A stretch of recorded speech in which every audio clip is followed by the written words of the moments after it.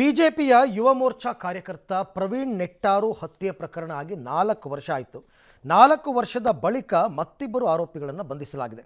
ಕೊಲೆಗೆ ಸಹಕಾರ ನೀಡಿದ ಆರೋಪದಲ್ಲಿ ಬೆಳ್ತಂಗಡಿಯ ನೌಶಾದ್ ಮತ್ತು ಸೋಮವಾರಪೇಟೆಯ ನಾಸಿರ್ ಈಗ ಅರೆಸ್ಟ್ ಆಗಿದ್ದಾರೆ. ಈ ಇಬ್ಬರು ಆರೋಪಿಗಳನ್ನು ತಮಿಳುನಾಡಿನ ಹೊಸೂರು ಮತ್ತು ಕೇರಳದ ಕೊಚ್ಚಿಯಲ್ಲಿ ಶನಿವಾರ ಎನ್ಐಎ ಪೊಲೀಸರು ಬಂಧಿಸಿದ್ದಾರೆ. ಪ್ರಮುಖ ಆರೋಪಿಗಳಾದ ಉಮರ್ ಫಾರೂಕ್ ಮತ್ತು ಸಿದ್ದಿಕ್ ತಲೆಮರೆಸಿಕೊಂಡಿದ್ದು 4 ವರ್ಷ ಆಯಿತು, ಇಲ್ಲಿ ತನಕ ಸಿಕ್ಕಿಲ್ಲ. 2022 ಜುಲೈ 26ರಂದು ದಕ್ಷಿಣ ಕನ್ನಡ ಜಿಲ್ಲೆಯ ಸುಳ್ಯ ತಾಲೂಕಿನ ಬೆಳ್ಳಾರಿಯಲ್ಲಿ ಪ್ರವೀಣ್ ನೆಟ್ಟಾರು ಕೊಲೆಯಾಗಿತ್ತು. ಇನ್ನು ಅಮೆರಿಕ ಇರಾನ್ ನಡುವಿನ ಸಂಘರ್ಷದಲ್ಲಿ ಭಾರತೀಯರಿಗೆ ಈಗ ತೊಂದರೆ ಮತ್ತೆ ಮುಂದುವರೆದಿದೆ. ಒಮನ್ ಕರಾವಳಿಯಲ್ಲಿ ಇವತ್ತು ಮುಂಜಾನೆ 11 ಭಾರತೀಯರಿದ್ದ ಸೈಪ್ರಸ್ ಧ್ವಜ ಹೊಂದಿದ್ದ ವಾಣಿಜ್ಯ ಹಡಗು GFS ಗ್ಯಾಲಕ್ಸಿ ಮೇಲೆ ಇರಾನ್ ದಾಳಿ ಮಾಡಿದೆ. ತಕ್ಷಣವೇ ಬೋಟ್ನಲ್ಲಿ 10 ಜನರನ್ನು ರಕ್ಷಣೆ ಮಾಡಲಾಗಿದ್ದು ಓರ್ವ ನಾಪತ್ತೆಯಾಗಿದ್ದಾನೆ. ಘಟನೆಯನ್ನು ಭಾರತ ಉಗ್ರವಾಗಿ ಖಂಡಿಸಿದೆ. ಒಮನ್ನಲ್ಲಿರುವ ಭಾರತೀಯ ರಾಯಭಾರ ಕಚೇರಿ ಪರಿಸ್ಥಿತಿಯನ್ನು ಸೂಕ್ಷ್ಮವಾಗಿ ಗಮನಿಸ್ತಾ ಇದೆ.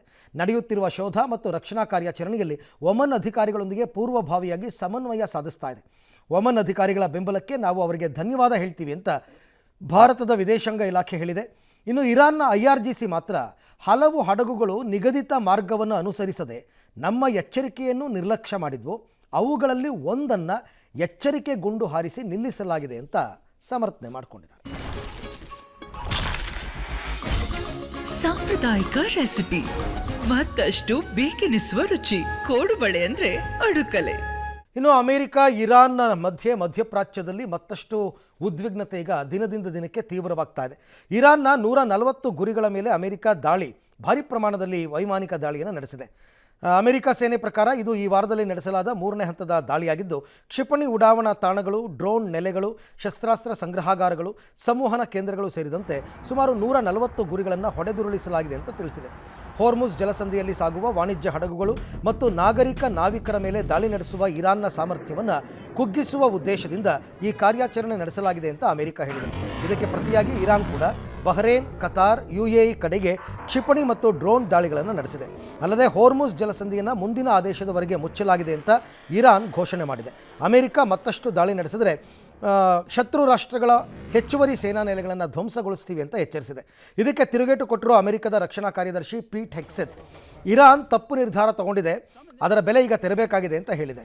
ಈ ಮಧ್ಯೆ ಇರಾನ್ನ ನೂತನ ಸರ್ವೋಚ್ಚ ನಾಯಕ ಆಯತುಲ್ಲಾ ಮುಜ್ತಬಾ ಖಮೇನಿ ಅವರು ತಮ್ಮ ತಂದೆ ಹಾಗೂ ಮಾಜಿ ಸರ್ವೋಚ್ಚ ನಾಯಕ ಅಲಿ ಖಮೇನಿ ಹತ್ಯೆಗೆ ಪ್ರತೀಕಾರ ತೀರಿಸುವುದಾಗಿ ಘೋಷಣೆ ಮಾಡಿದ್ದಾರೆ. ಪ್ರತೀಕಾರ ನಮ್ಮ ರಾಷ್ಟ್ರದ ಸಂಕಲ್ಪ, ಅದು ಖಂಡಿತವಾಗೂ ನೆರವೇರುತ್ತೆ ಅಂತ ರಾಷ್ಟ್ರವನ್ನು ಉದ್ದೇಶಿಸಿ ನೀಡಿದ ಸಂದೇಶದಲ್ಲಿ ಅವರು ತಿಳಿಸಿದ್ದಾರೆ. ಇನ್ನು ಅಯೋಧ್ಯೆ ರಾಮ ಮಂದಿರ ದೇಣಿಗೆ ವಿಚಾರ ಅಂದರೆ ಹಗರಣಕ್ಕೆ ಸಂಬಂಧಪಟ್ಟಂತೆ ಸ್ವತಂತ್ರ ನ್ಯಾಯಾಂಗ ತನಿಖೆಗೆ ಕೋರಿ ದಾಖಲಾಗಿರುವ ಎಲ್ಲ ಅರ್ಜಿಗಳ ವಿಚಾರಣೆ ನಾಳೆ ಸುಪ್ರೀಂ ಕೋರ್ಟ್ನ CJ ಸೂರ್ಯಕಾಂತ ಪೀಠದಲ್ಲಿ ನಡೆಯುತ್ತೆ. ಇನ್ನು CEO ಅಧಿಕಾರಗಳನ್ನು ಅಯೋಧ್ಯೆ ಟ್ರಸ್ಟ್ ನಿರ್ಧಾರ ಮಾಡುತ್ತೆ ಹೊರತು ಸರ್ಕಾರ ಅಲ್ಲ ಅಂತ ಮಂದಿರ ನಿರ್ಮಾಣ ಸಮಿತಿಯ ಅಧ್ಯಕ್ಷ ನೃಪೇಂದ್ರ ಮಿಶ್ರಾ ಹೇಳಿದ್ದಾರೆ. ಟ್ರಸ್ಟ್ನಲ್ಲಿ ಭಕ್ತರ ನಂಬಿಕೆಯನ್ನು ಎತ್ತಿ ಹಿಡಿಯೋದು CEO ಅವರ ಪ್ರಾಥಮಿಕ ಜವಾಬ್ದಾರಿ. ಹೊಸ CEO ಹಣಕಾಸಿನ ವ್ಯವಸ್ಥೆಗಳನ್ನ ಸಹ ನೋಡ್ಕೋತಾರೆ, ಇದರಲ್ಲಿ ಯಾವುದೇ ಸರ್ಕಾರದ ಹಸ್ತಕ್ಷೇಪ ಇರಲ್ಲ ಅಂತ ಮಿಶ್ರಾ ಅವರು ತಿಳಿಸಿದ್ದಾರೆ. CEO ನೇಮಕ ಸಂಬಂಧ ಜುಲೈ 22ರಂದು ಮಹತ್ವದ ಸಭೆ ಕೂಡ ನಿಗದಿಯಾಗಿದೆ. ಇನ್ನು BJP ವಿರುದ್ಧ ಕಾಂಗ್ರೆಸ್ ಆಪ್ ನಾಯಕರು ಮುಗಿಬಿದ್ದಿದ್ದಾರೆ. ಕಾಂಗ್ರೆಸ್ ನಾಯಕ ಜೈರಾಮ್ ರಮೇಶ್ ಅವರು ಪ್ರಧಾನಿ ಮೋದಿ ಮೌನವನ್ನು ಪ್ರಶ್ನೆ ಮಾಡಿದ್ದಾರೆ. ದೇಶದ ಜನರು BJP RSS ಅನ್ನು ಎಂದಿಗೂ ಕ್ಷಮಿಸೋದಿಲ್ಲ. ಈ ಕಳವು ಪ್ರಕರಣದಲ್ಲಿ ಕೆಲವೇ ಕಾರ್ಮಿಕರು ಭಾಗಿಯಾಗೋದು ಸಾಧ್ಯ ಇಲ್ಲ. ಸರ್ಕಾರ ಕೂಡ ನಿಜವಾದ ಆರೋಪಿಗಳನ್ನು ರಕ್ಷಣೆ ಮಾಡ್ತಾ ಇದೆ. ಸುಪ್ರೀಂ ಕೋರ್ಟ್ ಮೇಲ್ವಿಚಾರಣೆಯಲ್ಲಿ ಸ್ವತಂತ್ರ ತನಿಖೆ ಆಗಬೇಕು, ಆರೋಪಿಗಳಿಗೆ ಕಠಿಣ ಶಿಕ್ಷೆ ಆಗಬೇಕು ಅಂತ ಜೈರಾಮ್ ರಮೇಶ್ ಎಕ್ಸ್ನಲ್ಲಿ ಖಂಡಿಸಿದ್ದಾರೆ. ಇನ್ನು ಆಪ್ ನಾಯಕ ಕೇಜ್ರಿವಾಲ್ ಕೂಡ ಇಡೀ ವ್ಯವಸ್ಥೆಯೇ ಕಳ್ಳರು ಖದೀಮರ ರಕ್ಷಣೆಗೆ ನಿಂತಿದೆ ಅಂತ ಹೇಳಿದ್ದಾರೆ.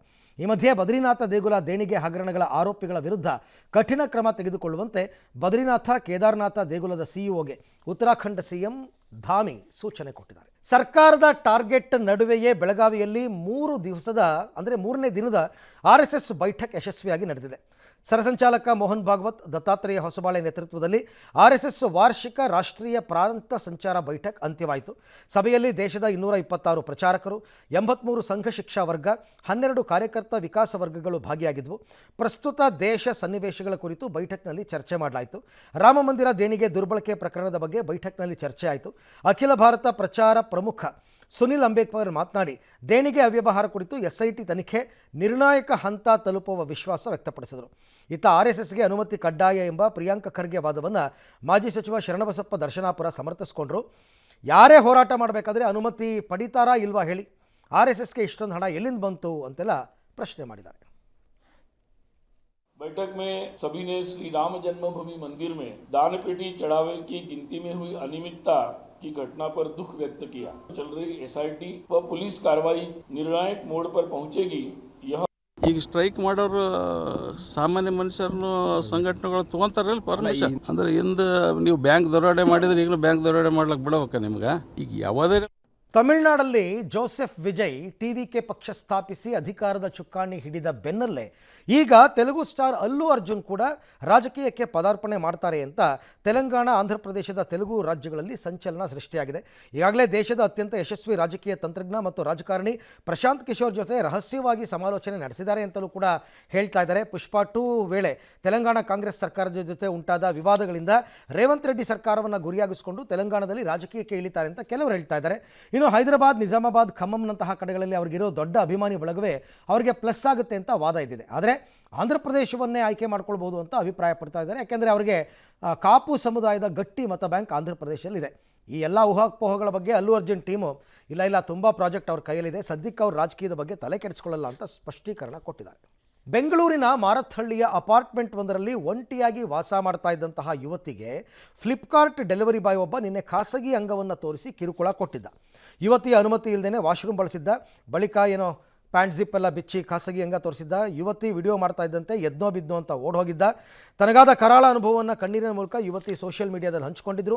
ಬೆನ್ನಲ್ಲೇ ಎಚ್ಚೆತ್ತುಕೊಂಡ ಪೊಲೀಸರು ಆರೋಪಿ ಡೆಲಿವರಿ ಬಾಯ್ ವಿಜಯ್ ಮಲ್ಲಿಕಾರ್ಜುನ್ ಕಾಮತ್ ಎಂಬಾತನನ್ನು ಮಾರತ್ಹಳ್ಳಿ ಪೊಲೀಸರು ಬಂಧಿಸಿದ್ದಾರೆ. ಇನ್ನೊಂದು ಕಡೆ ಪರಪ್ಪನ ಅಗ್ರಹಾರದ ಸೆಂಟ್ರಲ್ ಜೈಲಿನಲ್ಲಿದ್ದ ವಿಚಾರಣಾಧೀನ ಖೈದಿ ಓಬಳೇಶನ್ ಅವರು ಸಾವನ್ನಪ್ಪಿದ್ದಾರೆ.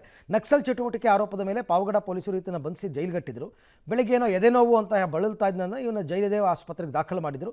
ಆದರೆ ಚಿಕಿತ್ಸೆ ಫಲಕಾರಿಯಾಗದೆ ಸಾವನ್ನಪ್ಪಿದ. ಮಧ್ಯಪ್ರಾಚ್ಯದಿಂದ ಕಾರವಾರದ ಬಂದರಿಗೆ ಡಾಂಬರ್ ತುಂಬಿಕೊಂಡು ಬಂದಿದ್ದ ಮರೀನ್ ಫ್ಲೂಯಲ್ ಕಂಪನಿಯ ಹಡಗಿನಲ್ಲಿ ಸಿಬ್ಬಂದಿಗಳ ಅಚಾತುರ್ಯದಿಂದ ಡಂಪ್ ಆಗ್ತಾ ಇದ್ದ ಡಾಂಬರ್ ಹೆಚ್ಚಿನ ಪ್ರೆಷರ್ನಿಂದಾಗಿ ಪೈಪ್ಲೈನ್ ಒಡೆದು ಸಾವಿರಾರು ಲೀಟರ್ ಬಿಸಿ ಡಾಂಬರ್ ಸಮುದ್ರದ ಪಾಲಾಗಿದೆ.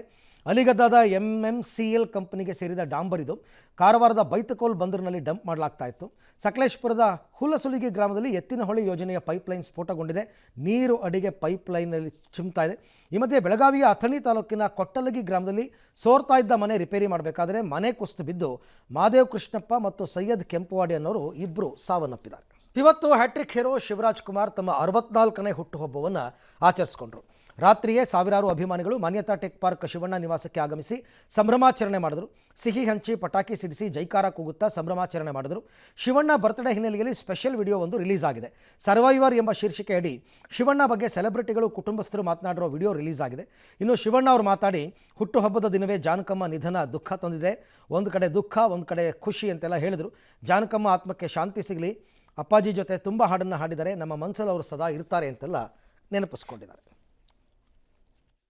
ಜಾನಕಮ್ಮ ಅವ್ರು ಹೋಗಿದ್ದು ಸ್ವಲ್ಪ ದುಃಖವಾದ ವಿಷಯ. ಯಾಕಂದರೆ ನಮ್ಮ ಅಪ್ಪಾಜಿ ಜೊತೆ ಹಾಡಿದ ಹಾಡುಗಳಿರ್ಬೋದು, ಭಾಳ ಒಳ್ಳೊಳ್ಳೆ ಹಾಡುಗಳು ಹಾಡಿದವರು ಅವರು. ಒಂದು ಕಡೆ ದುಃಖನೂ ಇದೆ, ಒಂದು ಕಡೆ ಹುಟ್ಟಿದಪ್ಪ ಖುಷಿನೂ ಇದೆ. ಅವ್ರ ಆತ್ಮಕ್ಕೆ ಶಾಂತಿ ಸಿಗಲಿ ಅಂತ ನಾನು ತುಂಬ ಸಾಂಗ್ಸ್ ಹಾಡಿದ್ದಾರೆ, ತುಂಬ ಹಾಡುಗಳು ಹಾಡಿದ್ದಾರೆ. ಅದು ಭಾಳ ನೆನಪುಗಳು ಜಾಸ್ತಿ ಇದೆ. ತುಂಬ ಪ್ರೀತಿ, ನಾವು ಎಲ್ಲ ನಮ್ಮ ಕಂಡ್ರೆ ನಮ್ಮೆಲ್ಲ ಭಾಳ ಪ್ರೀತಿ. ನಾವು ಮನಸ್ಸಲ್ಲಿ ಅವ್ರು ಇದ್ದಾರೆ ಅಂತ ನಾನು ಅನ್ಕೋತೀನಿ.